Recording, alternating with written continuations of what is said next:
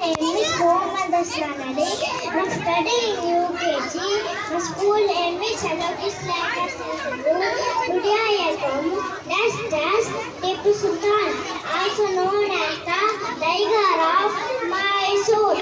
Tipu Sultan was the famous for his courage and for fighting against British to protect his land.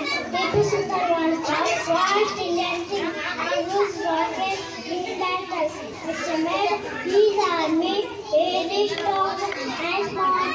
He also helped farmers improve security, build a beautiful gardens like the Lal Bagh in Bangalore, which made his army very strong and smart.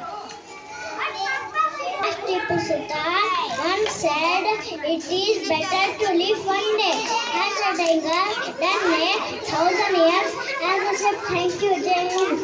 Super super.